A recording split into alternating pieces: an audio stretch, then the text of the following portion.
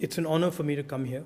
It's a pleasure for me to have a chat, have a conversation with you. And I agree with you that the conversation back home and on the rest of the planet is very acrimonious. And I've been saying that it's okay to challenge someone, it's okay to take someone on, it's okay to disagree with someone. But hating them is a choice that we make. And it's not necessary to hate people. And I think the main thing that as youngsters you must look at and you must work on is that you're going to meet many people in your life who disagree with you. And they disagree with you because they come from a different place that you come from, a different perspective that you come from, a different set of ideas surround them than surround you. And the starting point, a very good starting point, is to try and look at the world from their perspective. Very often, and when I was your age, my starting point was how I viewed the world.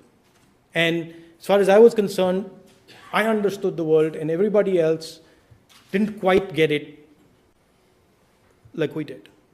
And then when you go into details, you find that actually perspectives that you might not agree with are valuable. They exist because of certain circumstances the other person is undergoing. And there is always a conversation possible. And I think that's something that has to be done in the 21st century. We can't afford to have the type of wars that we had 50, 60, 70 years ago, 100 years ago, because we would basically destroy the planet. So there are certain trajectories that are building up. You can see in the foreign affairs space, you can see the United States, you can see Western Europe, you can see a rising China, and you can see the foundations of a potential conflict. And it's playing out everywhere. If you look carefully, that conflict is already operating. And I think India, with our non-violent ideas, with our complexity, with our ability to show compassion to people we don't agree with, which is embedded in our culture, in our history, I think we have a role to play. And I said today at one of my earlier lectures, somebody asked me, is India on this side or on that side? And I said, no, India's much too big, much too intelligent, much too refined to be either on this side or on that side. India has a vision of its own for the world. And we are going to certainly work with others. But we also have a perspective which is important. So I'd like to end there, and I'm happy to listen to your comments and your questions. So thank you, Mr. Gandhi. I think what we are going to do is I'll put out a few questions to start with to get us growing, and then we'll open it up to Q&A. So the first thing I wanted to say, really not on my behalf, but on behalf of I know many people here, your critics, there is a held view that you've had a very long probation in politics. You've taken your time, and you have finally been elected president of the Indian National Congress. What do you bring to the job along with a family name? I think a couple of things. One is that I've been through a certain degree of violence. I've seen violence up close. I've had family members killed, and I understand how violence works and why violence is destructive. And it's a small thing to say, but I think those experiences have made me a compassionate person, a person who understands that violence hurts people. So I have a tendency to reach out and listen, and I think that's, in my work, it's a very useful thing. It helps one build coalitions, it helps one listen, it helps one actually move things forward. So that's one thing I certainly think. The other thing is that, frankly, 15 years in politics is a serious amount of experience. And I've taken my the share of shots to the chin. I've taken that, and I've understood how to deal with it. I've borne the brunt of massive attacks, and I think I've learned a lot from them. The final thing is, I love my country, and I love my country, and I feel deeply for people in my country who are weak, who are bullied, who are beaten up. I feel deeply, for example, for people from the lower castes, tribal communities, farmers, women who are in a difficult situation, and I really want to help them. And I think that there is a genuineness that I feel. So let's take 3 areas: social justice, which you've already begun to talk about, secularism, and economic policy. What is your vision for these? What are your policy recommendations? What is your vision for India on these 3 things? I mean, first of all, we like to divide these things as if they come in nice buckets, economics, sociology, politics. It doesn't work like that. I like to view it much more in terms of the processes that are taking place. And what I see is a transformation of 1.3 billion people. A transformation that started over 100 years ago, a modernizing impulse in India, an impulse to reach out to the world, an impulse to leave the Indian village, to break the shackles of caste. And so I view my job as working with that impulse and helping that impulse expand further and reach out further. I'm also the type of person who understands that my view, or what I think, is not what should drive the future of 1.3 billion people. My view is my view, and yes, I have certain opinions, but really what is interesting to me is what is the view of the Indian farmer. He understands agriculture much better than I do. Who am I to tell him that this is my vision for you? My job is to go to him and say, what do you need? How can we help you? What is your vision for agriculture? How would you like to help empower your country? How would you like to ensure that the food you're growing, the rice you're growing or the wheat you're growing reaches, these young kids? And the surprising thing to me is, which is something that I find people underestimate. You can go to people and you might think, they're not educated, they don't have a good experience, they don't understand the world. You're wrong. I have met many, many policy experts on agriculture. And I can tell you, your average farmer sitting in an Indian farm will take on that person and teach him about agriculture. So to me, it's much more about reaching out to students. That's why I have a conversation with you. Sometimes you get into a situation where you ask us some difficult questions. Okay, big deal, no problem. No, it happens. It happens, no problem. We'll deal with it. And I like to reach out to communities and ask them, what do you want to do? And how can we organize everybody, right? How can we negotiate something between the farmers and the workers who work on their farms and the people who sell the products? What does that compromise look like? So that's how I think about it. If you were to ask me what is my vision, personal vision on economics, for example, I would say the central problem we are faced with, and frankly, the United States is faced with it, Western Europe is faced with it, we are unable to produce the number of jobs we need. We have released hundreds of millions of youngsters from our villages, and they've come to the cities and they're saying to us, guys, we need jobs. And the Indian state is saying to them, sorry, we're not going to give you jobs.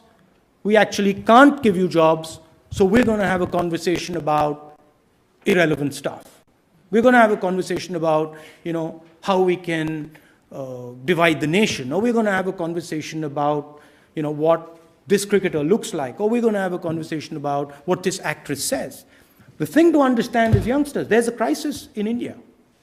There's a full-blown crisis in India, and it's called the job crisis. And the Indian state and the Indian government is not accepting it.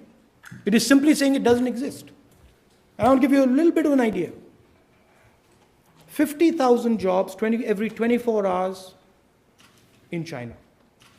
450 jobs in 24 hours in India. That's a catastrophe. Okay, so how are you going to develop these jobs? These jobs are going to come from a couple of places. They're going to come from small and medium businesses. They're going to come from revitalizing, re-energizing agriculture, connecting the farm to the table or to your dining rooms. They're going to come from infrastructure, construction of low-cost houses. That's where they're going to come from.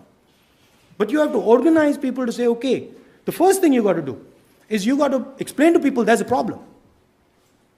In the 60s and 70s, there was a problem in India. It was called food security. And India said, okay, there is a problem, we got to solve it. And then the attention of India moved to solving that problem, and then it got solved. And I'm very confident that this job problem can be solved. But India has to first accept that there is a problem. On stuff like sort of social justice, I think pushing democracy further, protecting our institutions, making sure that people's voice guides institutions, making sure that women can come into all our institutions. Those are the type of things that I would push forward.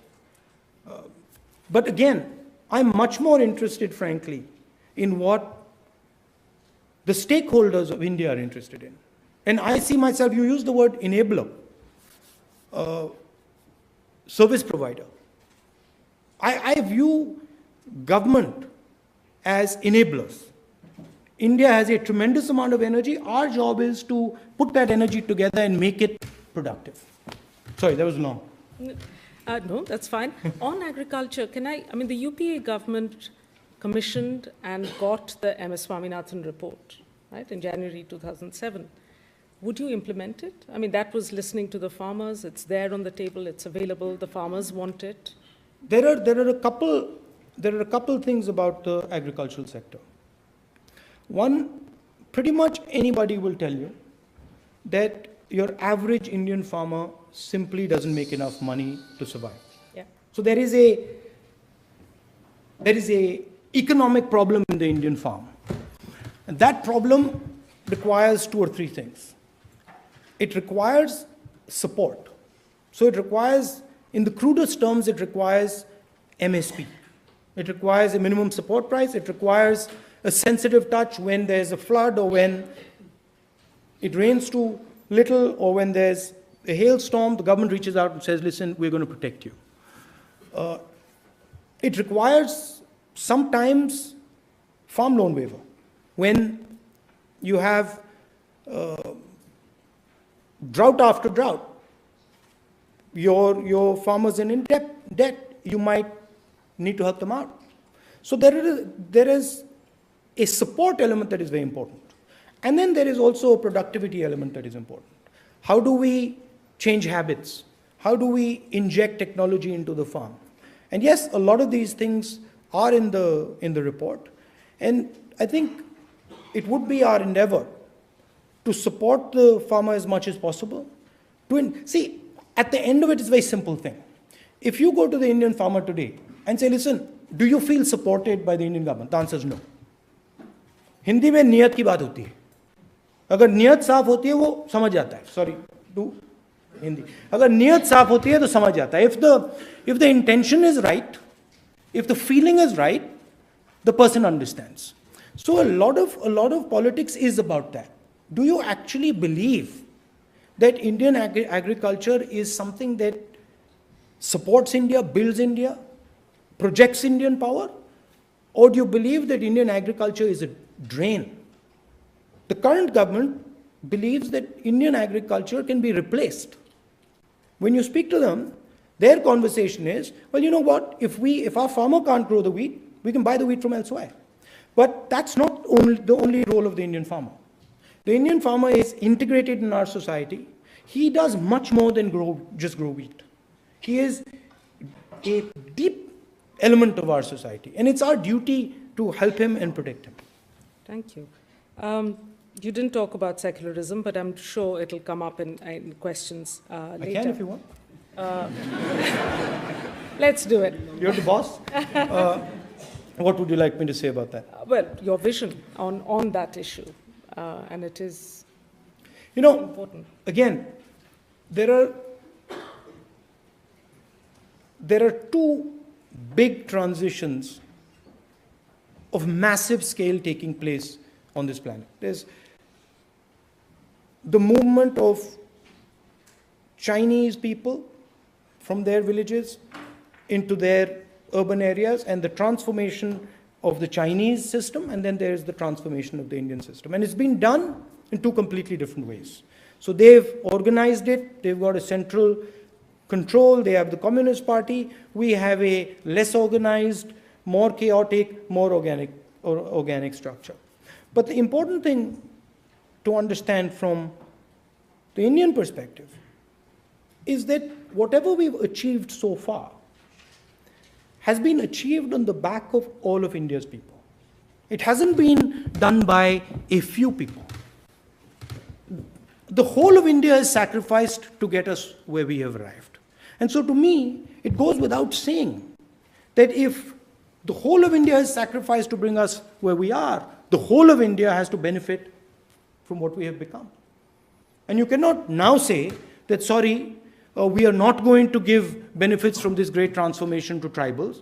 We are going to exclude minorities. We're going to exclude Dalits. We're going to exclude farmers. And oh, by the way, we'll also exclude women. You can't do that.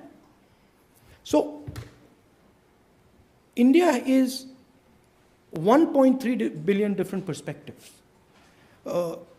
Every Indian person has a particular view, and I respect every single one of them. So, the term secularism encompasses only the religious aspect.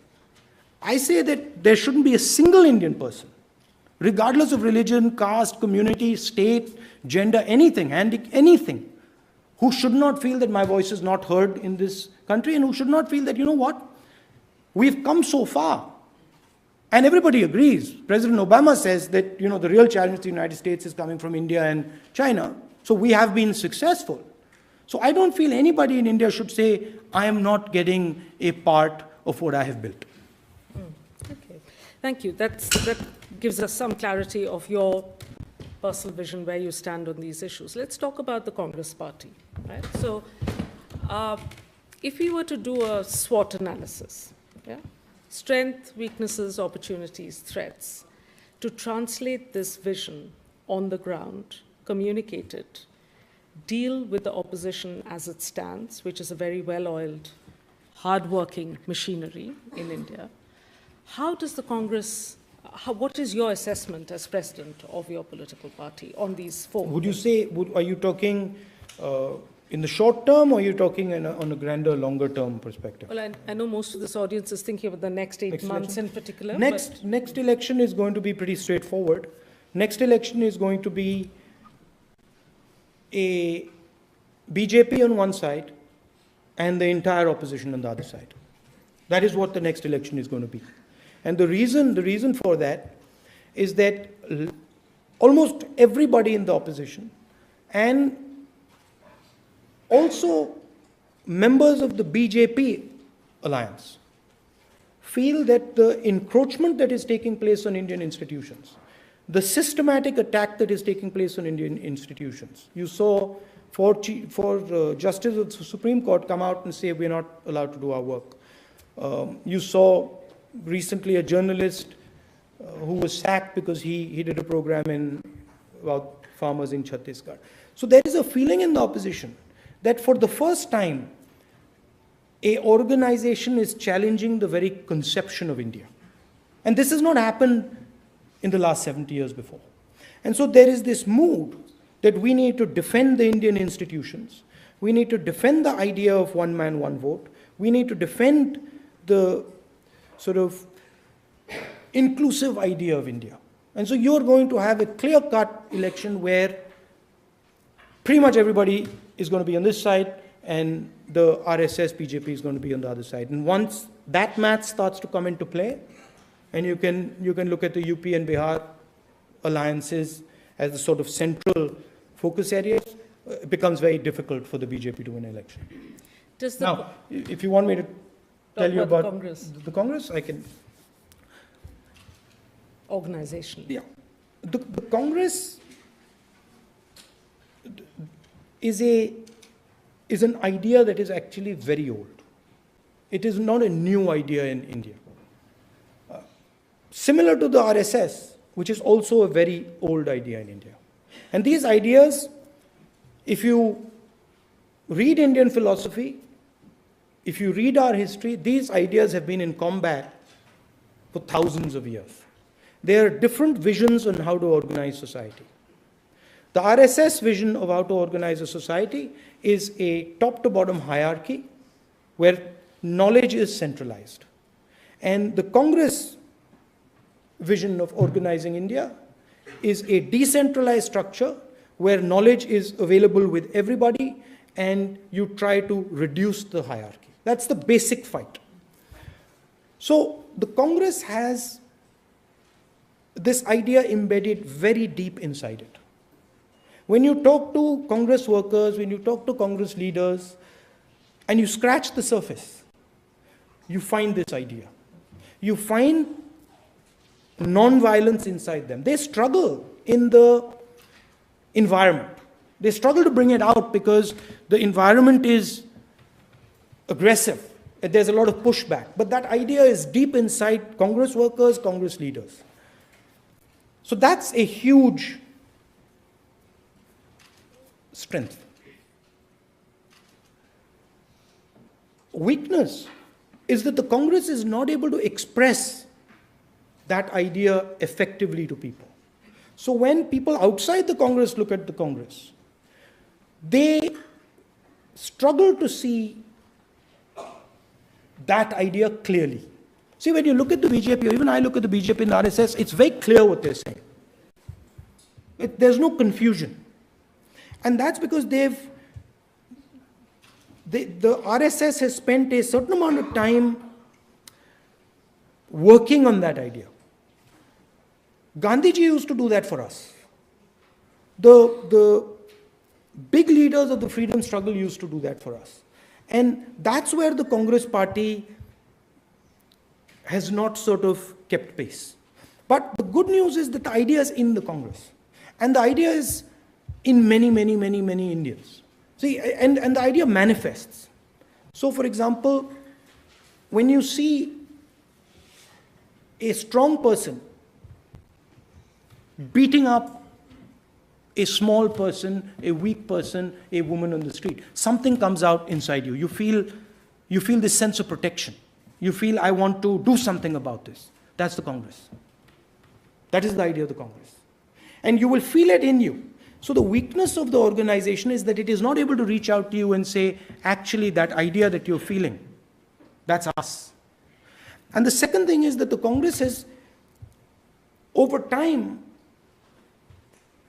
closed itself.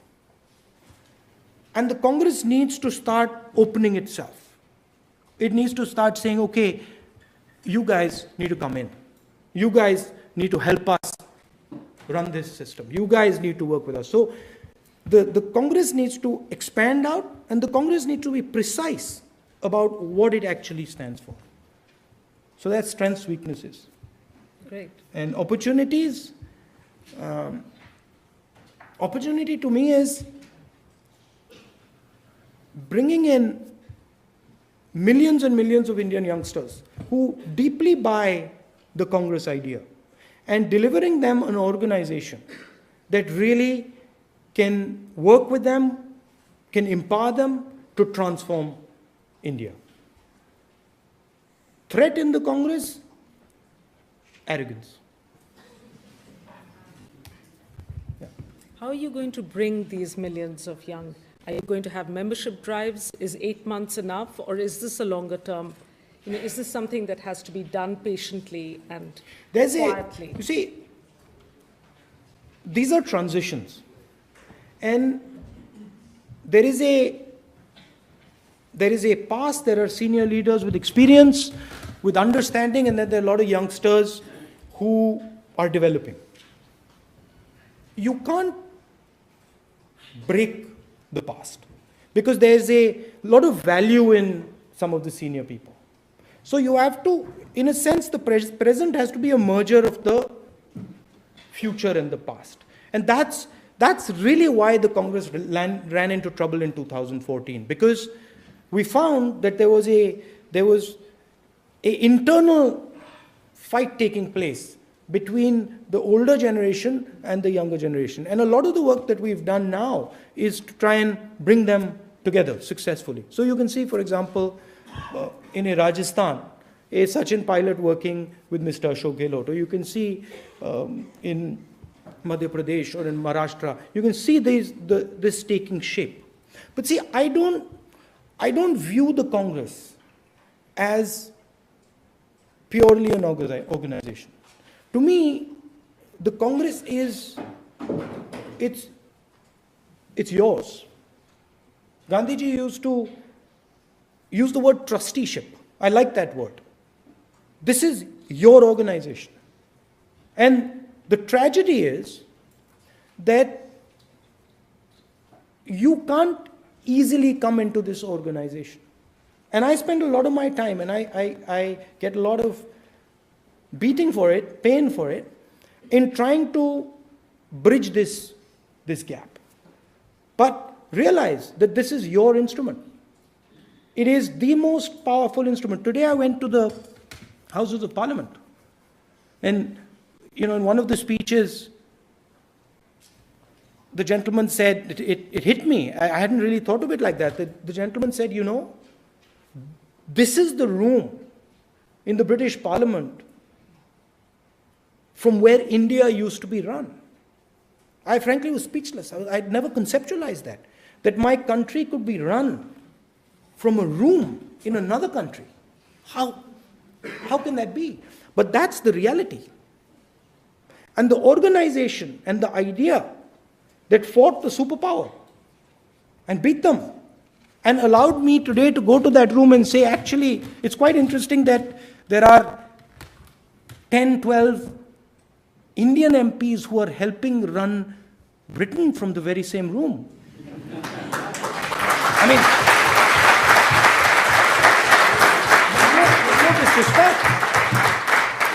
with no disrespect, this is a magical thing. Right? And by the way, I didn't say, there was no acrimony. I fully accepted that there is a relationship between the British and us. I fully accepted that I'm speaking to youngsters here today who are studying in the LSE. And I'm speaking to them in English. This is not our language. This is the language of the British. So when you draw boundaries and you say this is us and that's them, it doesn't work. It's convenient when you want to beat up somebody or when you want something, but it doesn't work. And that's how I want you to think. I want you to realize that this institution took on a superpower and defeated it. And this is your institution, and my job is frankly to hand this thing to you, to open the space for you so that you can use this instrument to transform our great country. On a completely different note, can I ask you what you had for dinner at Subway last night? This is... No, I didn't. That was Milind. We were... People are very worried that you had a Subway sandwich. No. I didn't. Actually, I had a nightmare flight last night. I mean, you have no idea what happened, but we went through. I think the flight, we had these talks, and then the flight was, 10:30, Milind? It was 10:30. They told us 10:45, 11, 11:30, 12, 12:30, 1, 1:32, 2:33, 3:30. I just went on and on and on. We arrived at the hotel room at, what, 5 o'clock this morning, and then we were off again at 9 o'clock. So we had a bad time, and we didn't eat much last night. Good. That lays to rest a lot of concerns that have been expressed. Can I ask you a very serious question now about 1984? We've heard Prime Minister Manmohan Singh's statement. We know this. Can I take this opportunity, Rahul Gandhi, to ask you how you feel about the riots, the anti-Sikh riots? I think when Mr. Manmohan Singh spoke, he spoke for all of us. And as I said earlier, I'm a victim of violence, and I understand what it feels like. So I am against any sort of violence against anybody. Even anybody on this planet, I am against violence. Even I get disturbed when I see anybody being hurt. So I condemn that 100%, and I am 100% for punishment of people who are involved in any violence against anybody. And that's crystal clear. There's no, that's what it is.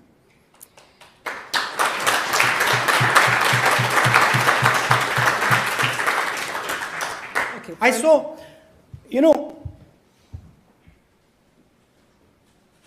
people who haven't had violence done to them think that violence is what you see in movies. That's not what it is. I've seen people who I loved very much being killed. I've also seen the person who killed my father being killed. And I can say that when I saw Mr. Prabhakaran lying on the beaches in Jaffna, and when I saw him being humiliated the way he was being humiliated, because that's what was happening, I felt sorry for him because I saw my father in his place. And I felt sorry for him because I saw his children in my place. So when you've been hit by violence, and when you understand it, it has a completely different impact on you. Most people don't actually understand violence. Your average person doesn't understand violence. It's a horrible thing. It's an absolutely horrible thing, and I don't wish it on anybody. I think the critical thing that people will want to know is that your personal vision, which is very important, and you've been very good at explaining it, then becomes part of how Congress manages it. On the streets, in riots, where it stands on the communal question, where it has been complicit in the past. It doesn't have a very, spotless record.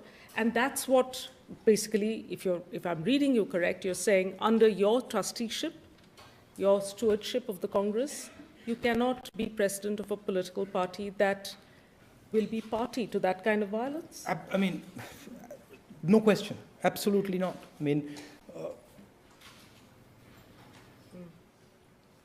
there's no question at all. Because the essence of my party, the essence of our ideology is non-violence.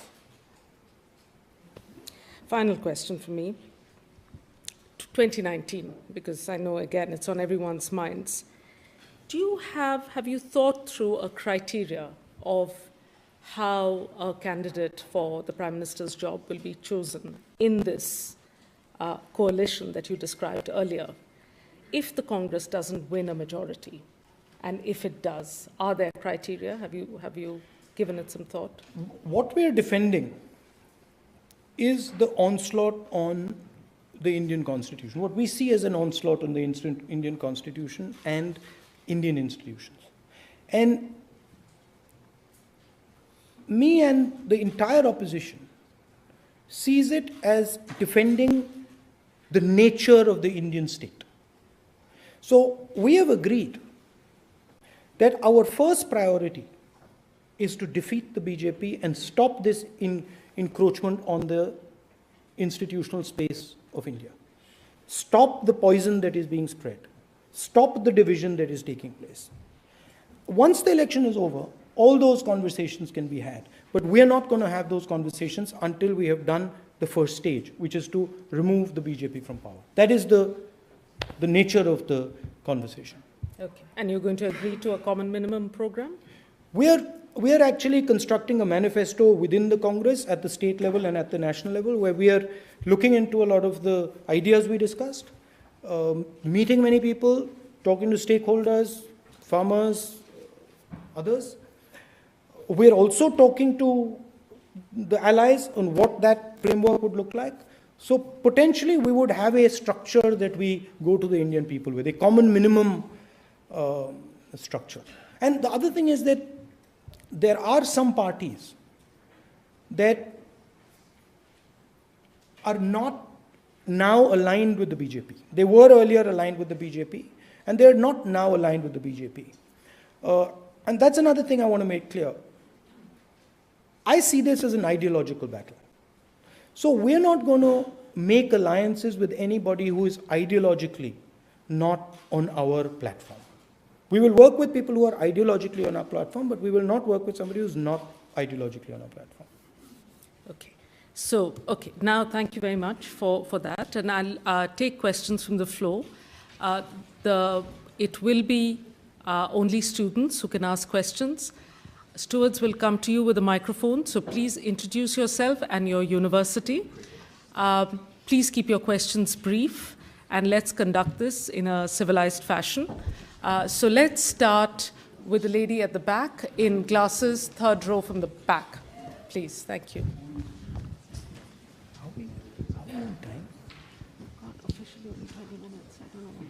Hi, my Hi. name is Lavina Joshi and I study at University of Warwick. My question is, why agricultural sector? Why so much of focus on agricultural sector when India has so many skilled resources to focus upon? Why not bring technology? Why not bring industries at this moment? Great, thank you. So, let me quickly answer. Okay. You're not saying that you're going to exclude industry or exclude technology. You're saying that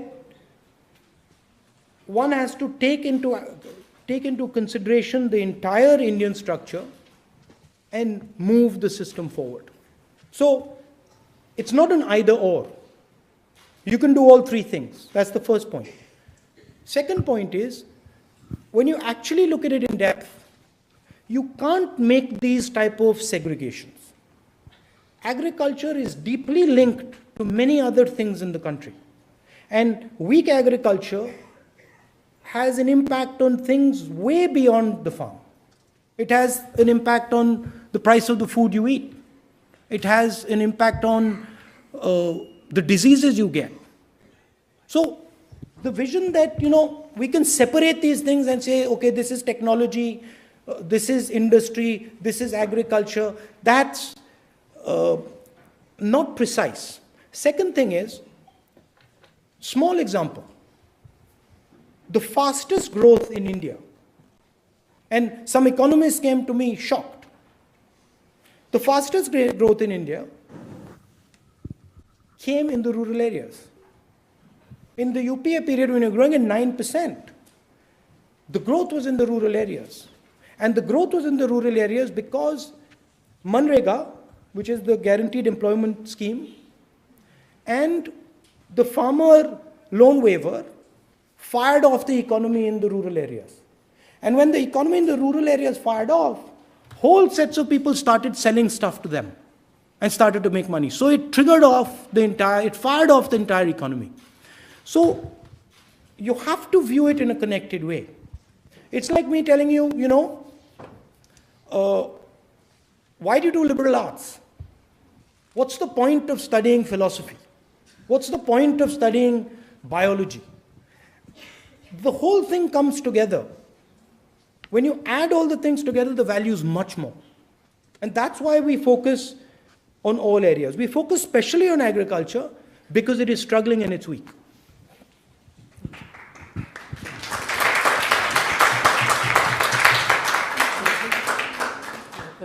Thank you, Mr. Gandhi. My name's Tom Wilkinson. I'm a PhD student here at the LSE. And I wanted to ask you... Do you mind standing up, Tom? Oh, yeah, of so course, yeah.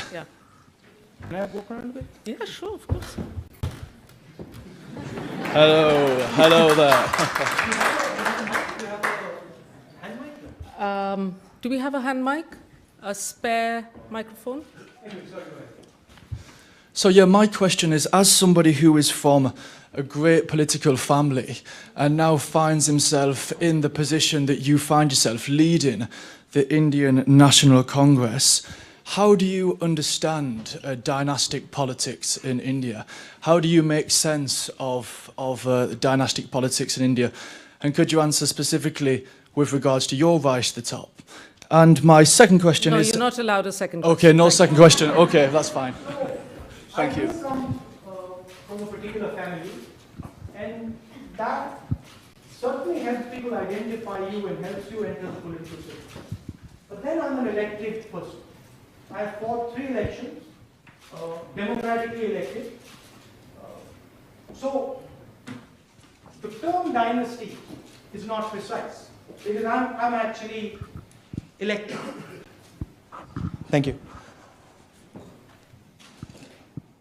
Yeah, so I think the important thing is that I operate in a democracy and I work with people. I get attacked by the opposition. I take the punches. I learn. I react. And I think if you listen to me, you will get a sense that I have thought about some of these things in detail and that I have learned quite a lot from my experience over the last 15 years about the type of things that need to be done in our country. So I think the most important thing is what you actually bring to the table, how you listen, how you think about things, and that's a judgment that you have to make after listening to me. Thank you. There's a question here. Good evening, Rahul ji. My name is Momin Sethi and I do politics and economics at the LSE. Across India, we see... You study politics or do you do politics? Well, I do a bit of politics as well, let's just say that. Across India, we see growing intolerance, okay? We see actresses getting threatened to have their nose chopped off. We see 4 million people from the minority becoming stateless overnight, okay? My question to you is, do you think all those years ago, Mr. Muhammad Ali Jinnah was correct to stress a nation for the minority to get away from the tyranny of the majority? I don't think so. I think, in fact, India has proved exactly the opposite. If you look at our history over the last 70 years, we've had more Muslim people than Pakistan, and frankly, we've had a more democratic country, a more open country, a country that listens and embraces its people more effectively. So I don't agree with that. However,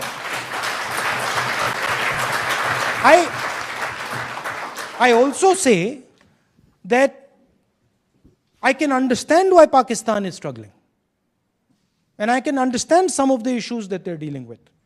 But the negotiation that India has been able to carry out between its people has been much more effective than the one Pakistan has been able to do. So that's something we're very proud of. However, over the last 4 years, an attack is taking place on Indian institutions. But there is a massive fight back against that attack. And I'm telling you in this room that the idea of India, the original idea of India, is going to win 100%, without a doubt.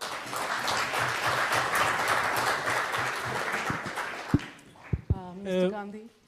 Yeah. Apparently you're not on camera. If you stand Okay. up. I'm So sorry. It's I sit down again. sorry, I know It's sort of... but you can stretch your legs. Sorry. You've done. No, Maybe you can I didn't realize that. I'm sorry. You can walk when they're asking the question and sit down. Okay, to I can answer walk it. while they're asking the question. Hi, I'm Dhruva Mathur from the LSC. My question to you is that in a lot of democracies, independent regulators such as the Election Commission, the Central Bank Governor, they're all appointed by the Parliament. In fact, L.K. Advani ji in 2012 has suggested a similar system for India for the Chief Election Commissioner.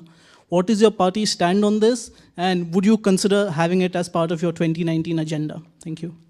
Come in, sir. Sorry. Sorry. See what is happening. Have you noticed the level of debate in the Indian Parliament?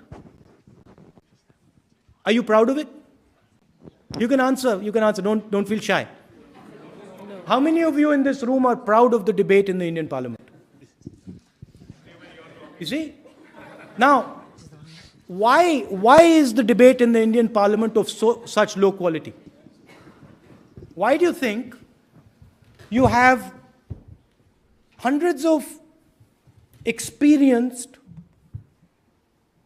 politicians, very capable people, and then you look at the Parliament and the level of debate, the level of conversation isn't what you expect. There's a lot of shouting.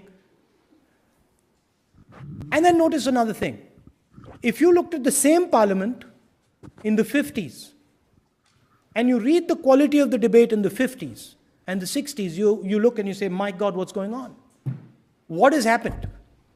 So why this puzzle? What do you think? Anybody? In 50s and 60s, there was no opposition effectively, actually. No. That's... No. The real reason is that today members of Parliament do not have power. They do not have power to make laws. Today laws are made by the Prime Minister's office, by the ministers, and by a set of bureaucrats. So it means that our constitution is very poor. No, it means that we need to make our members of Parliament actually powerful. We need to actually turn around. We need to actually turn around and say, the fact that you're sitting in this house means that you will have lawmaking power. The moment you give them lawmaking power, you will see the quality of the debate will climb immediately. I'll give you an interesting anecdote. One day, I was talking to one of the members of Parliament from Rajasthan.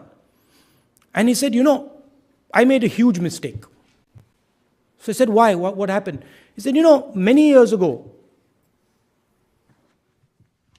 in the late 60s, I was a district magistrate. I was a bureaucrat. And every day, a member of Parliament or a MLA would come to my room. And when they'd come, I'd stand up. Because the member of Parliament had power. So he said, I thought, I'll resign my job as a bureaucrat and I'll become a member of Parliament. So he says, he resigned his job as a bureaucrat, became a member of Parliament. And he says, to my horror, when I became a member of Parliament and I went to the bureaucrat, to the DM's office, the guy refuses to get up now. So if I take this room and I say to you that what you say is going to be translated into policy, for example, you will have a solid debate on it. If I say to you, listen, have whatever debate you want, you're not going to be the people who are going to translate it into policy. The bureaucrats sitting in that room and the Prime Minister's office and the Chief Minister's offices are going to decide that. You'll after some time say, what's the point here? And that's actually what has happened to the Indian Parliament. I spend a huge amount of time doing the job of a Pradhan. I'm involved in building, helping conceptualize roads in my constituency. But the actual job of a member of parliament is to make laws. And Indian members of parliament today are not actively involved in the process of lawmaking. That's why you don't see a discussion. So, coming back to your point,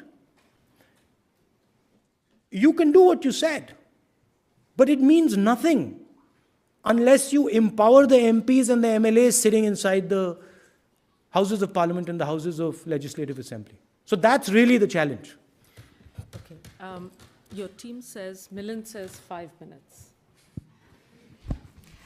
In which We can case, take a couple more questions. So can I take two together, Yeah, please? And the lady here first, and then the gentleman at the back. Can I just say that I have no idea, I can't tell your faces from here. If I pick LSE students over others, it's entirely coincidental. So please, I have no idea. Please, go ahead. Good evening, Mr. Rahul. My name is Nusrat Lashkar, and I'm a management student at LSE. Student at LSE. My question to you today is, if you're given a chance to become the Prime Minister of India, what will be your plans in terms of empowering the youth? Empowering women. Empowering the youth. The youth. Yeah. Okay, let's take another question at the back. Good evening, Mr. Gandhi. My name is Sairam Natarajan, and in the spirit of full transparency, I'm not a student, but I am from Nisau. I'm sorry. I'm from Nisau, sorry. Very quick question. What is your take on transparency in political funding? And if you believe that there should be something about that, what would you do if you come to power? My take is very simple on that. The more transparency, the better. Okay. Thank you. Do you oppose Thank you. electoral bonds? I mean, the way they're designed currently, They're completely opaque. yeah. So, Yeah. so electoral bonds today are basically designed to Hide sources, yeah. and attack opposition. While we are at it, Sorry, do you want me to just the lady here, empowering the youth. empowering youngsters? The instrument to empower youngsters is the political system. And there's simply not enough talented, capable youngsters in the political system. And I think that's where a lot of work needs to be done, and that's where I spend a lot of my energy working. And if you're interested in working in that area, we would happily recruit you and get you to do some work. Yes. Thank you. I think, Milind, we are going to have a lot of very, very disappointed students, so please maybe have another 5 minutes. Yeah, Yeah, we'll okay, do. We'll do. Can we do that, please? Okay, so let me see. Let's take just next to you on the left. Hi, my name is Rohan Sankla. I'm a student at LSE as well. There's definitely a bias going on here. I don't recognize these guys. Okay, and then I must say, no, I can still ask my question. Okay, yeah, that's Can I fair. finish my question, though? That's fair. That's fair. Let's not stop Rohan mid-sentence. Yeah, go ahead. Quickly, though. Yeah, my question is related to the first question Dr. Banerjee asked, which is to do with your own personal experiences. And it also connects to you saying that you want to be an interpreter and an enabler. I want to ask, in your journey when you've been listening and translating the visions of common Indian citizens, farmers, as you've said so many times, have you ever been wrong in your judgment? We are often wrong. I mean, you learn. You don't learn by being right. You learn by being wrong. Because if you're right, you just keep doing it. So I think absolutely I've been wrong many, many times. Can you give an example? You're a student. You need to learn. Example what? I mean, in what area? Just in policy or? When you've read a vision. I'll give you an example. I used to think that simply improving the economic position of a person, simply transforming India economically, will result in a reduction of caste thinking. I don't hold that view anymore. It won't. And I can give you multiple examples. See, whenever whenever you look at something in depth and you actually study it, you will find that your viewpoint has you're making certain mistakes. And so it's a process of saying, okay, does that work? Yes, it does. No, it doesn't. Okay, then what works? So it's a constant process that you're doing. And if you are taking away, or if I take away the fact that I can never be wrong, then basically what I'm saying is that I'm not human. Right? Because it is human to be wrong. So absolutely we do that all the time. I'm sure. Do you do that? Oh yeah, I'm wrong too often.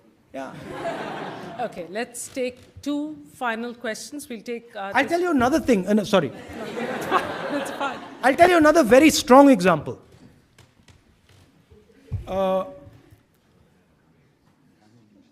That taught me about violence.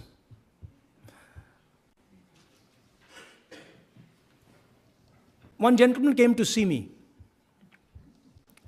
and he sat down. He sat down in my room, and we started to talk. And then after some time, he said to me, Mr. Gandhi, I can't believe I'm sitting here. So I said, why? He said, because he was a MLA from Punjab. He says, because 25 years ago,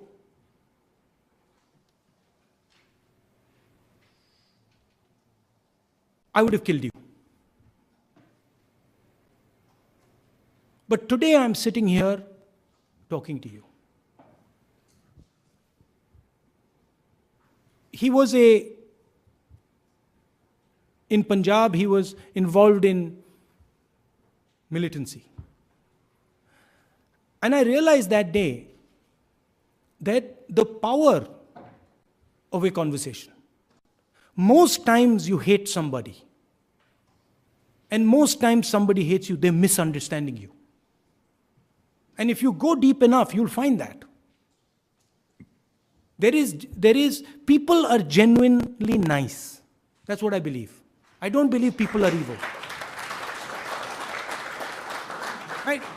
And so the extent of it sometimes surprises me. How much power a conversation actually has in turning a perspective. Okay, final question, I think. Okay, brilliant. Thank you, Mr. Gandhi. Over here. Hi, my name is Ranjit Rathore, and I'm the president at Brunel Students Union. So I became the first international student to ever become the president of Brunel Students Union. And thank you. You're not a politician then. Am I? And a couple of months ago, I was the youngest Indian to win the Bharat Gaurav Award. Wow. That is my introduction. And my question is, since you talked about Rajasthan a lot, I come from Rajasthan, and my question is, in a couple of months' time, there is election in Rajasthan. So what is Congress Party's strategy, vision moving forward for Rajasthan? Thank you. You'll have to ask that to Sachin and Mr. Ashok Gehlot for the details. But there are some interesting ideas that we had carried out in Rajasthan on healthcare when we were in government, on providing free medicines and constructing a healthcare system that effectively reaches poor people. So that's something that we are looking at in a comprehensive way. And I think that's something that is interesting for the whole country. And I think healthcare is something that can be the next revolution in India. We're also looking at small and medium industries in Rajasthan and how we can empower them and start to create jobs. There is now that corridor that is being constructed. So we are thinking along supporting small and medium industries, developing the healthcare system, making it slightly easier for the young urban Rajasthani from a healthcare perspective, from an education perspective. There's a student there, his arm's going to fall off if I don't. Because no one is asking question as to how your government will deal with the corruption in India. Because So, no one asks question of corruption. As Okay, thank you. Maybe this is why when you ask students, the concerns are different. Maybe they want to ask about other things. No, I can answer that if you want. If you like, I can answer that. No problem. Okay. I answer everybody. I don't hide. I don't hide.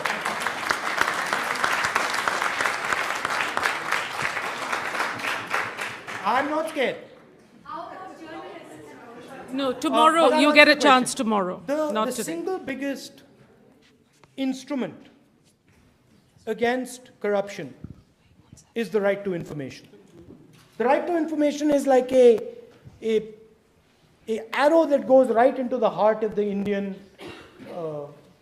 bureaucratic machine, bureaucratic political machine. And that's something that we developed. And unfortunately, that's something that has been weakened and destroyed. It's interesting that it took 3 years for the Lokpal to be put in place. That's also an institution that we conceptualized and we put in place. The third really powerful thing you can do to fight corruption is decentralization. And the idea of Panchayati Raj, the idea of bringing governance closer to people, that's a very powerful thing. Finally, the real question for me, and I'd like to stand up while I'm talking about it, but I don't have the mic. But the real question to me that is in my mind is the question of Rafael. And that's a really interesting question because HAL has been building aircraft for 70 years. HAL has built the MiG, 21, 23, 27, 29, the Sukhoi, the Jaguar, the Hawk, whole set of planes. HAL has no debt. HAL has by far the best experience in building aircraft in India for 70 years. Our government signed a contract with Dassault and gave the contract to HAL. The price we were paying was approximately 520 crores a plane. Then something happened. Prime Minister Modi went to France, changed the contract from 126 planes to 36 planes, changed the pricing structure from 520 crores to 1600 crores, and magically, Mr. Anil Ambani was given the contract. Mr. Anil Ambani is 45,000 crores in debt. Mr. Anil Ambani has never made a plane in his life. And the company that got the contract, the biggest defense contract, one of the biggest defense contracts in the world, was formed, wait for this one, 1 week before the contract was signed. Now, to me, this is absolutely amazing. And the absolutely amazing thing about this is that the media in India just won't pick it up. They will not pick it up. So that's an interesting question about corruption. Okay. I think we're running into it. Okay, we'll take the students. You're not an LSE student, are you? Oh, good. Then I'll let you ask.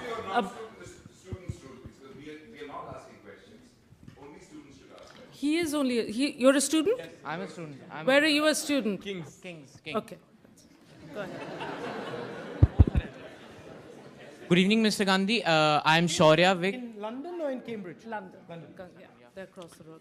Yeah. So I'm the vice president at King's College London Students' Union, and I'm also the first Indian international to be in this position.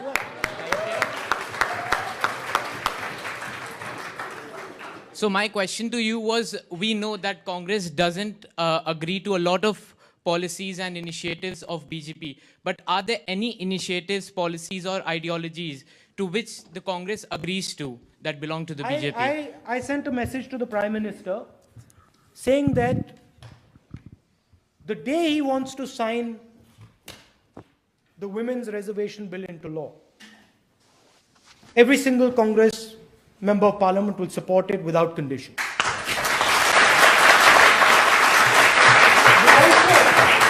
We also told the Prime Minister, when the discussion about GST was on, that we are happy to cooperate with you on developing a GST that works. And the response we got, frankly, was, we're not interested. So they developed a GST that had 5 tiers, and frankly has been very destructive for India, because it has made the life of small and medium businesses, shopkeepers, extremely complicated. And between GST and demonetization, we're looking at 2 GDP points, percentage points knocked out. So we reach out. Unfortunately, sometimes we don't get the response that we'd like. However, on many things, there's a straight line between us. On the way they treat weaker sections, on the way they treat farmers, there's just, it's black and white. But wherever we see that there is an agreement, women's reservation, the idea of GST, we're there to support. No, sorry, you can't have it. There's a lady here who's, are you a student of LSE? Okay. And you're going to ask the final question, yeah. How long do you think it will be before we see a female Prime Minister in India again?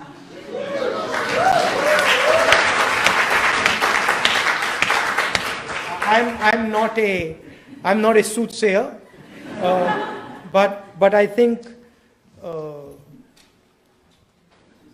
India should see many more women leaders at every level, in the states, at the national level. And it's something I believe passionately in, and it is something that if you watch the Congress party over the next couple of years, you will start to see some of the women that we are developing. We are helping them along. You'll start to see them rise to prominence.